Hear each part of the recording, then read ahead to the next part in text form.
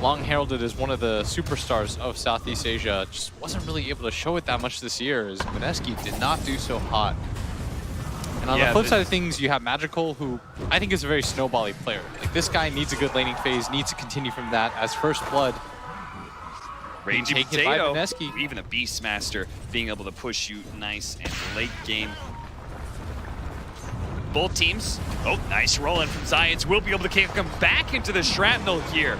Moon trying to get away, another third round of the Shrapnel, and the Assassination not actually going to go out. That's because the Ogre's just running at the Sniper right now. Thinks about it again, but the bottle hit will allow Moon to stay alive, and it's Zions who dies instead.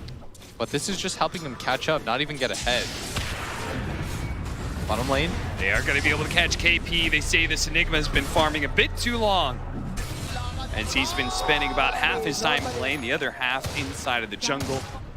An interesting idea from Nico Baby, just spotting the skeletons to push that in. The catapult will get the damage on the tower, but he's going to rotate down to bottom, where he thinks Navi is going to try and show up for a fight, and he would be right, but can they actually punish them?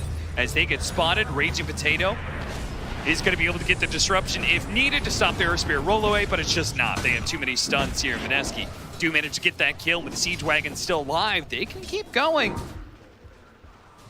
And sure enough, they're a bit scared to dive this tier 2. They're going to try and go for it now, but Science really wants to go for that back line. He wants to stop Moon, but now Moon's going to turn and quickly kill him. Really strong in the 5-man in their own right, where Navi's line up all 3 of their cores. They're going to need a little bit more time. Yeah, Nico Baby, he's going to be Primal Roared here.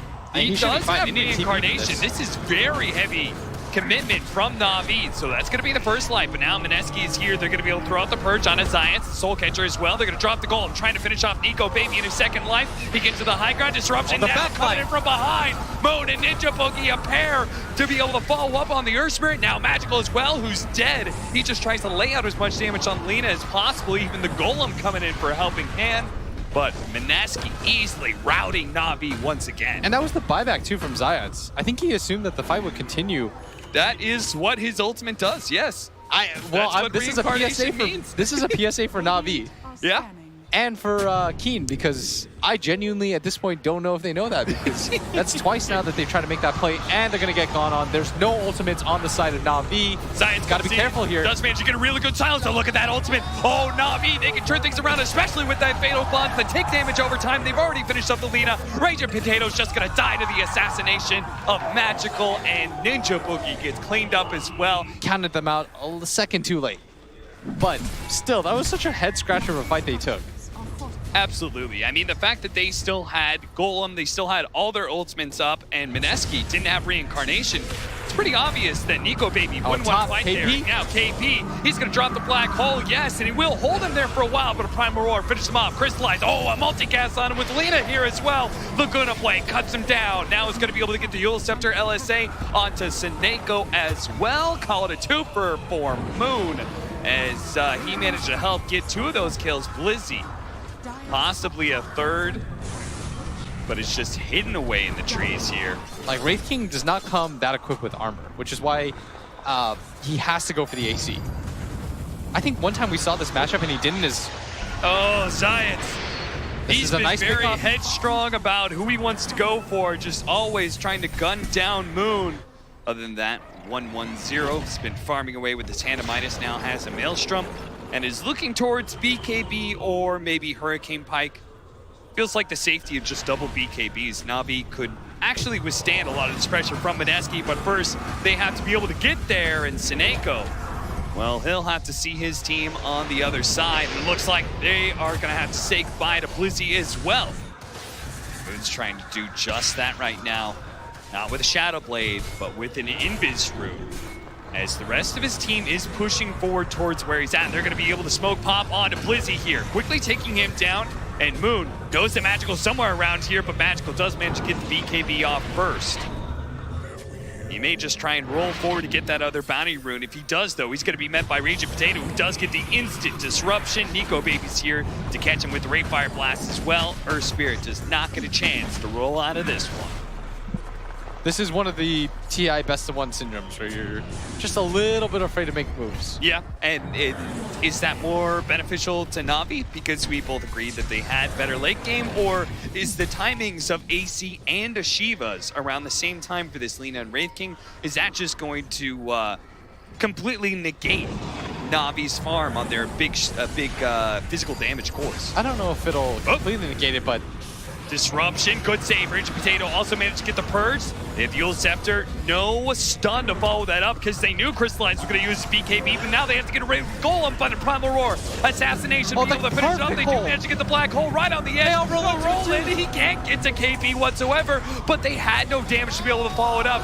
Nico Baby was just a little bit too far away. A great upheaval, slowing everybody down. Magical responding to Moon, but Moon with the double damage, he can actually fight through that BKB, but Magical does manage to get to the high ground, so instead he'll turn back to help finish up Zions.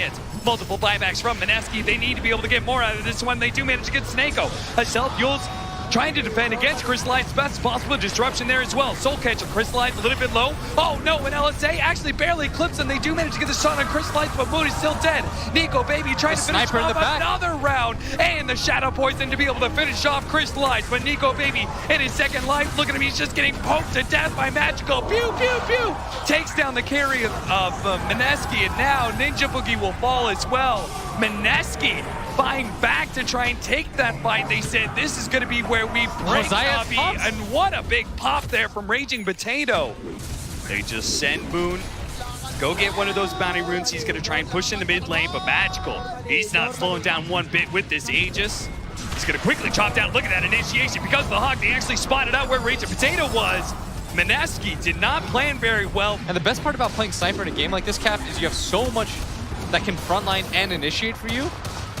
And I mean, just look at the way he's just chopping down this tier 3 between interbees. Look at that, the aggressive force step. Does manage to get him up into the high ground, but there's the Golem drop. It's going to be Ninja Boogie down first. Nico Baby in the back line. They do have the black hole. It's quickly canceled by the assassination, and that's 3 dead of MINESKI with no buyback. That's why they were so loath to take a fight. But when it finally comes to them from Navi, MINESKI quickly gift wiped, and that could just be it without buybacks. And this was our concern and the panel's concern. If you throw out the hole like that and it doesn't completely change the course of the fight, your hero's gonna feel way too slow. Oh, look at that. They know there's no buyback. Yep.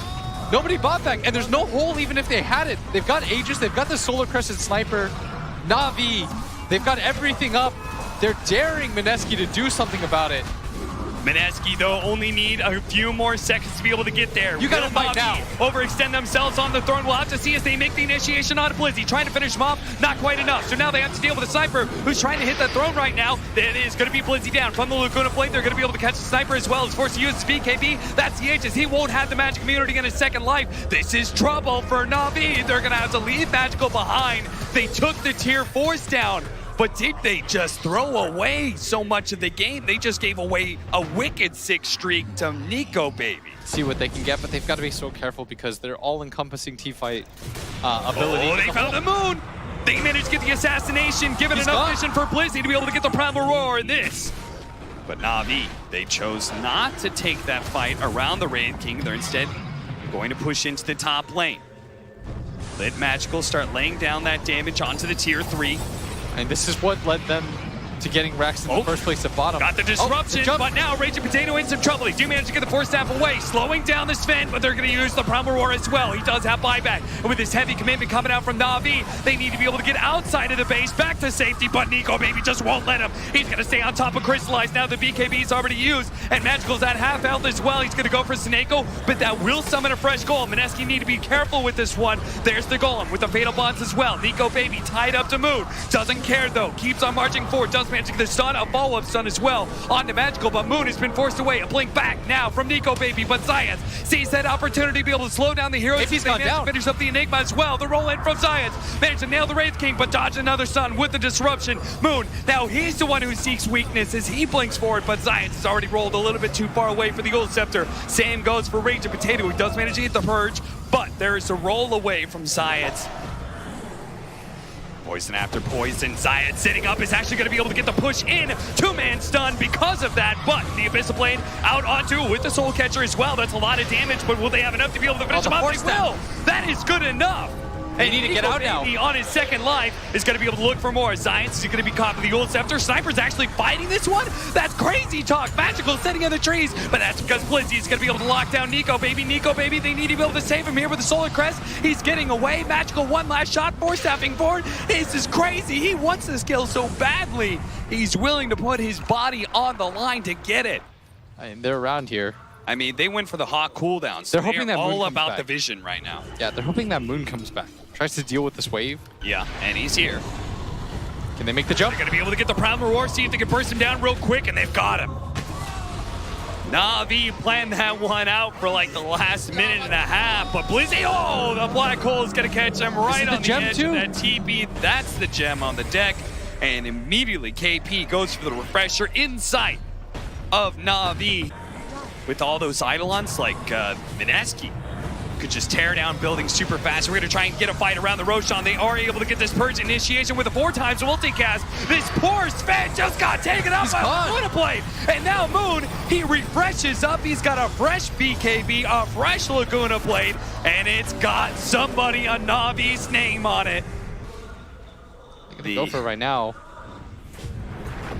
Oh, Science with the Aghanim Scepter is going to kick Ninja Boogie into the tier 4s. He's okay. 4 stats with the Ethereal Blade is actually going to allow him to be able to get away. The disruption being used down to be able to buy the Wraith King time, but Magical, very safe in the backside, is able to poke at Nico, baby, trying to bring him low enough that they can take away that reincarnation for free, and then they can make the real commitment. But MINESKI looking to be able to force the buybacks out of Crystallize. They've got 30 seconds. And the Glyph is now down. Raging Potato found his initiation. He's going to go for the Sniper with the Soul Catcher as well. The Aeon just allowing him to be able to live through this. A Laguna Blade. That's who had the name on it. It was Magical. But where's the buybacks coming out from Navi? Now they have the Chaotic Offering on the ground to be able to slow down some of these heroes. They go for the buybacks, but still, Crystallize holds onto his. And look at Zayats right now. He is burrowing deeper into the trees, seeing if he can get a positioning for another pickoff like he tried earlier on Ninja Boogie.